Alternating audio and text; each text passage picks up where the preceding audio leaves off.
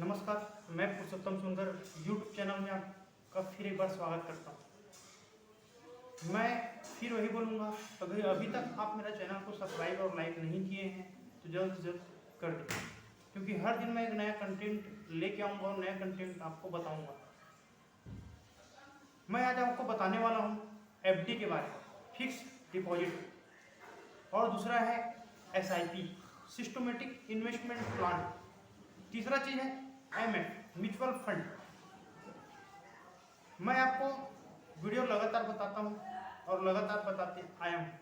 पिछले 2 दिनों में मैं ये बताया हूँ। पहला तो मेरा टॉपिक था कि शेयर क्या खरीदते हैं और क्या बेचते हैं, equity, cash, future and option और कमोडिटी। सेकंड वीडियो में आपको मैं बताया हूँ ट्रेडिंग के टाइप कितने हैं। अगर ये वीडियो आप अभी तक नहीं देखे हैं तो जल्दी से जाकर इसको भी आप वॉच कर सकते हैं। ट्रेडिंग के टाइप में आपको 4 टाइप बताया हूँ: इंट्राडे, बीटीएसटी, स्कैल्पिंग और पोजिशनल। ये चारों के मतलब क्या है और होते क्या हैं, आज मैं बताने वाले हूँ एफडी के बारे में, फिक्स डिपॉजिट। इसके कितने नुकसान हैं और कितने फायदे हैं। सबसे बड़ा नुकसान यंगेस्ट के लिए एफडी नुकसानदायक ही है। जैसे कि मैं सीनियर सिटीजन के लिए तो नहीं बोलता नुकसानदायक, क्योंकि उनके पास इनकम का सोर्स बंद हो जाता है। सीनियर सिटीजन हो या रिटायर्ड पर्सन हो, और बहुत लोगों के लिए एफडी बहुत खूबसूरत जर्नी है, लेकिन यंगेस्ट के लिए नुकसानदायक है। एग्जाम्पल ये सोचो, अगर आप एक एफडी करा दिए, 5 साल का कराए या 1 साल का कराए। अभी एफडी में एनुअल मिलता क्या है? सबसे बड़ा चीज मिलता है सिर्फ 8%, 9% या 7.5% के आसपास एफडी रिटर्न देता है। फिक्स डिपॉजिट नॉन रिस्क, मैं ये नहीं बोलता इसमें रिस्क है, कोई रिस्क नहीं है। कुछ भी हो जाए आपको ये परसेंट मिलेगा ही मिलेगा। ऐसा शेयर मार्केट या एसआईपी या म्यूचुअल फंड में नहीं है। इसमें रिस्क रहता है, पैसा का जो रिटर्न होता है वो कम हो जाता है और बढ़ भी जाता है। सबसे बड़ा चीज है एफडी। एफडी में हम जानते ही हैं कि एफडी में क्या क्या होता है और क्या क्या रिस्क है और क्या क्या नहीं है। मैं अभी पिछले टाइम बोला कि एफडी के लिए जो रिस्क है वो यंगेस्ट के लिए बहुत ही नुकसानदायक है। अगर मैं 1 साल के लिए एफडी कराता हूँ 1 लाख रुपए डाल के, तो मेरे को क्या मिलता है? 8,000, सिर्फ 8,000 ही मिलता है। 1 लाख का 1,08,000। अगर मैं इसी को 5 साल कंटिन्यू रखता हूँ, अगर 5 साल के लिए एफडी करा दिया है 1 लाख को, तो कितना मिलेगा?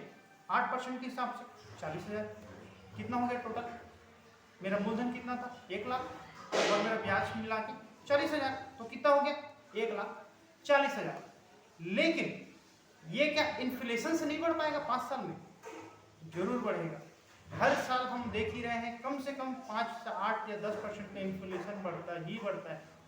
मैं 5-8% तो नहीं बोलता, अनुमान 7, 7.5, 8% इन्फ्लेशन बढ़ ही जाता है। तो क्या 7 साल में अगर इसको काउंटिंग किया जाए हर साल कंपाउंडिंग, तो अनुमान ये जो एफडी का जो आपका पैसा है वो घट ही रहा है अगर जोड़ो तो। जैसे कि मैं जोड़ता हूँ एफडी के बारे में, अगर मैं 5 साल के लिए एफडी करा दिया 1 लाख को, तो मेरे क्या मिल रहा है? 8% की दर से 1,40,000। इन्फ्लेशन अगर ऐड कर दिया 5 साल में, 7×5 = 35, करीब करीब 35% का ग्रोथ इन्फ्लेशन 5 साल में कर लेता है। इस चीज को ध्यान रखिएगा, ये बढ़ता ही बढ़ता है। आपको मिला क्या? 40% प्रॉफिट एफडी में 5 साल में, और इन्फ्लेशन क्या मिला? 35%। तो आपको क्या परसेंट मिला? सिर्फ 5%, इससे कुछ नहीं मिला। तो एफडी क्या हुआ? नुकसान करा, पैसा गल गया। अगर इसी चीज को आप गोल्ड में कंपेयर करते हो, अगर मैं आज गोल्ड लिया और 5 साल तक रख दिया, तो हो सकता है कम से कम 30-35% रिटर्न वो दे दे। 30-35 तो कम बोल दिया, और ज्यादा ही हो सकता है, इससे कम नहीं हो सकता। तो एफडी का अगर परसेंट वाइज काउंट करें तो एफडी नुकसान ही कराता है। या आप अगर यंगेस्ट हो तो आप दूसरा चीज कर सकते हैं, गोल्ड खरीद सकते हैं या स्टॉक मार्केट में डाल सकते हैं, पैसे को डाइवर्सिफाई करें। मैं ये नहीं बोलता कि सारा पैसा आप एक ही स्टॉक में डाल दें, ऑटो में डाल दें, ऐसा नहीं बोलता। या अनेक जिस शेयर की कंपनियां हैं, तो सारे पैसे को एक ही स्टॉक में ना डालें, ये गलतियां ना करें। और मैं कई लोगों को देखता हूँ, एक मेरा ही फ्रेंड है, मैं उसका नाम नहीं लेना चाहता, वो सारा पैसा एक ही स्टॉक में डाल दिया है हो सकता है वो कुछ हो जाए। अगर ऐसा हुआ तो क्या होगा, उसका पैसा डूब जाएगा। तो आप वो जो गलती किया है वो आप न करें, सारा पैसा एक ही स्टॉक में न डालें। ये तो हुई एफडी की बात कि एफडी क्या होता है और क्या नहीं होता है। तो मैं ये नहीं बोलता यंगेस्ट को एफडी कराना चाहिए, उसके लिए घातक ही है। अब बात करता हूँ एसआईपी। एसआईपी क्या है? अगर कोई व्यक्ति अगर इसमें नहीं जानता, शेयर मार्केट नहीं जानता, शेयर मार्केट को नहीं जानता या शेयर मार्केट में आना चाहता है, तो क्या कर सकता है? वो सबसे बड़ा चीज एसआईपी करा सकता है। SIP systematic investment plan. मैं ये नहीं बोलता कि आपके बहुत सारे पैसे लगेंगे एसआईपी कराने में, आप 500 से भी आप स्टार्ट कर सकते हैं। सेविंग, ये भी आपका एक तरीके से सेविंग ही है एसआईपी, और इस ये पैसा जो है वो शेयर मार्केट से रिलेटेड है। ये पैसा अच्छे से ग्रोथ भी कर सकता है, जैसे जैसे मार्केट ग्रोथ करेगा वैसे वैसे ये मार्केट में आगे पीछे करता रहेगा। इस सिस्टमेटिक इन्वेस्टमेंट प्लान, अगर मैं बहुत सारा पैसा नहीं रखा हूँ, मेरे पास थोड़ा थोड़ा भी पैसा है, तो मैं एसआईपी कर सकता हूँ। सिस्टमेटिक इन्वेस्टमेंट प्लान, ये हालांकि रिस्क प्लान है और ये बहुत बेटर प्लान है। एक बरगद के पेड़ को देखो आप, एक बरगद का पेड़ हो या पीपल का पेड़ हो, एक छोटा सा तना रहता है और बहुत बड़ा उसका जड़ और शाखा बन जाता है, यह बहुत ही बड़ा पेड़ बनता है। कारण क्या है उसका? लॉन्ग टर्म, बहुत टाइम लगता है उसको ऐसे होने में। ठीक वैसा ही ये भी है एसआईपी, सिस्टमेटिक इन्वेस्टमेंट प्लान। अगर मैं एसआईपी कराना चाहता हूं तो मेरे को लॉन्ग टर्म में देखना पड़ेगा। शॉर्ट टर्म में तो मैं नहीं बोलता आपको प्रॉफिटेबल होगा, या हो भी सकता है एक साल में 15%, 20%, 8% या माइनस 10%, 12% भी ये दिख सकता है। जैसे कोविड-19 के दौर में एसआईपी हो या म्यूचुअल फंड हो या स्टॉक एक्सचेंज हो, करीब से करीब 35 से 40% का करेक्शन किया था, डाउनफॉल थे। मेरा तो करीबन पोर्टफोलियो बहुत ही ज़्यादा डाउन था, फिर भी मैं बुल की तरह खड़ा रहा और वो करीब करीब बहुत सारा हो गया। क्यों? मैं पेशेंस के साथ बना रहा। तो अक्सर मैं शेयर मार्केट में आते हुए व्यक्ति को देखता हूँ, जैसे नुकसान होता है तो बुल बन जाता है, नुकसान होता है तो क्या बनता है? बुल बनता है, और प्रॉफिट हुआ तो तुरंत झट से निकल जाता है। तो आप ऐसा ना करें। अगर नुकसान हो रहा हो तो वहां पे बैठे रहो। इन्वेस्टिंग में बोलता हूँ, ट्रेडिंग में नहीं, इन्वेस्टिंग, क्योंकि आपको अच्छे से मालूम है, आप फंडामेंटल किए हैं स्टॉक का। फंडामेंटल क्या है ये आने वाले स्टॉक में मैं बताऊंगा, या वीडियो में बताऊंगा कि फंडामेंटल क्या है और फंडामेंटल करते कैसे हैं। मैं फिर वही कंटिन्यू करता हूँ वीडियो को एसआईपी के बारे में। मैं एसआईपी जैसे कि गुल्लक होता है, हम सेविंग के लिए क्या करते हैं? गुल्लक रखते हैं घर में, जितना भी सिक्का या बचत पैसा हो या क्या कर दिए, गुल्लक में डाल दिए, गुल्लक में डाल दिए। अब उसको हम कब निकालते हैं? जब कुछ जरूरी हो या जरूरत पड़ रहा है तो हम गुल्लक को तोड़ते हैं और उस पैसे को निकालते हैं और जिसको जरूरत उसको दे देते हैं। ठीक ऐसा ही एसआईपी भी है। आप यहाँ पे पैसा डाल सकते हो और कोई भी टाइम इसको निकाल सकते हो। अगर मार्केट प्रॉफिट में रहा तो प्रॉफिट रहेगा, नुकसान में रहा तो नुकसान दिखता रहेगा। ठीक ऐसा ही है। जैसे कि एसआईपी में बोला, ये ऑटो डेबिट है।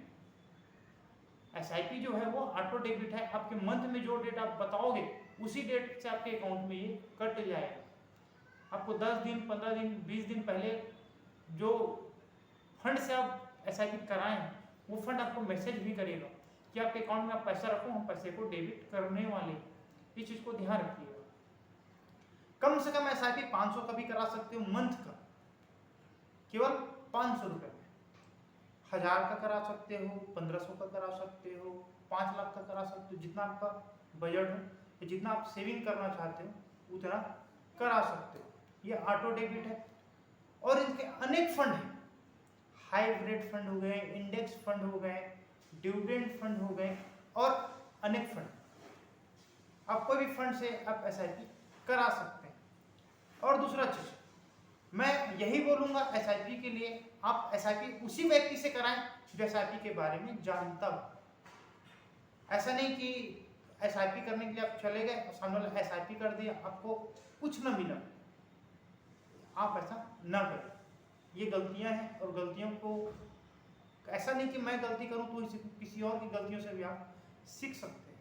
मैं एक कस्टमर को जानता हूं, वो चला गया बैंक से कराया SIP में उसको 3 साल तक -5% दिखता रहा। कारण सिर्फ वो SIP कराया, कौन से फंड से कराया नहीं मालूम। बैंक वाले को भी ऐसा कंडीशन आ जाता है। तो मैं सारे बैंक को तो ये नहीं बोलता कि ऐसा करते हैं, बट आप जब भी SIP करें तो अनेक फंड है, उनके बारे में कंपेयर करें कि कौन सा फंड आपको ज़्यादा रिटर्न दे रहा है, कौन से नहीं दे रहा है, या कौन से नहीं दे रहा है, क्यों नहीं दे रहा है, क्या चीज़ें हैं। अगर आप SIP करा रहे हैं तो ये सब चीज़ों का ख्याल रखें। SIP ठीक ऐसा ही है, आप हर महीना ये ऑटो डेबिट हो जाएगा आपके गुल्लक की तरह। आप गुल्लक ना रखिए, आप यहाँ पे पैसा डाल रहे हैं। और दूसरा चीज, ये अगर SIP आप कर रहे हैं तो ये FD से लाभ गुना बेटर है। ये आपको कंपाउंडिंग पैसा देता है।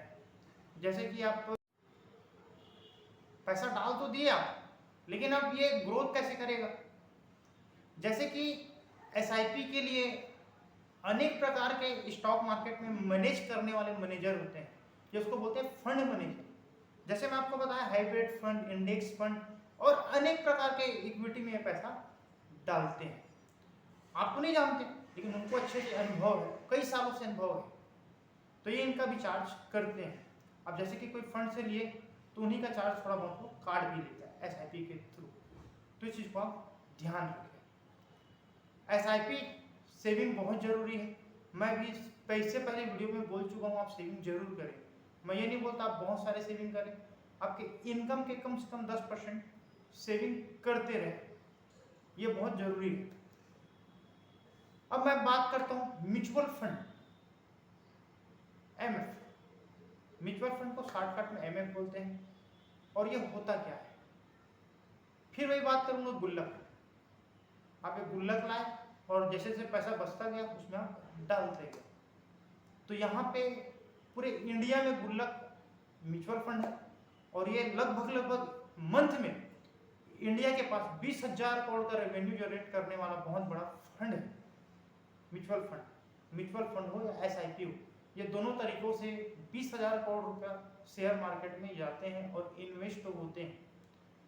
और मेरे को ऐसा भी लगता है कि आने वाला टाइम में इंडियन मार्केट को बहुत ही मुश्किल जाएगा गिराने के लिए। पहले तो मैनिपुलेशन हो जाते थे और गिर जाते थे, अब ऐसा नहीं हो सकता, क्योंकि इंडियन मार्केट में धीरे धीरे करके कस्टमर बोलो या इन्वेस्टर बोलो, ये सारे आ रहे हैं और सेविंग कर ही रहे हैं। कब से?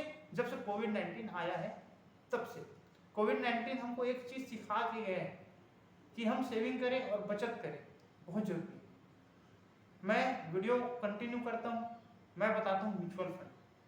म्यूचुअल फंड आप इंडेक्स में ले लिए, इंडेक्स बोले तो निफ्टी 50, निफ्टी 50 में आप 1 लाख रुपए डाल दिए। अब ईयर का काम किया, वो 15% 12% जो भी किया, उसके हिसाब से आपको वो रिटर्न दिखाएगा। अगर प्रॉफिट है तो प्रॉफिट दिखाएगा, निगेटिव है तो निगेटिव दिखाएगा।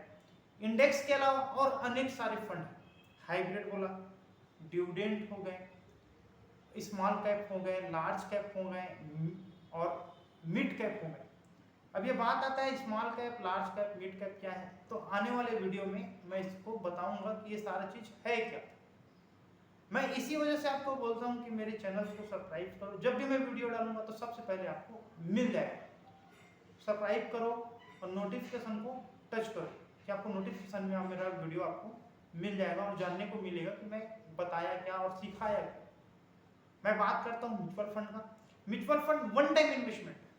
SIP में क्या होता है कि आपके पास पैसा आया मंथ के एंड में और आप जितना भी कटाना चाहते हो डेबिट हो गया। लेकिन यहाँ पे क्या होता है, वन टाइम इन्वेस्टमेंट है। 50,000 डाल दिए, 5 साल 8 साल के लिए छोड़ दे दो, कंटिन्यू आपको प्रॉफिट दिया, 1 साल दिया प्रॉफिट, दूसरा साल निगेटिव कर दिया, तीसरा साल प्रॉफिट दिया, चौथा साल निगेटिव कर दिया।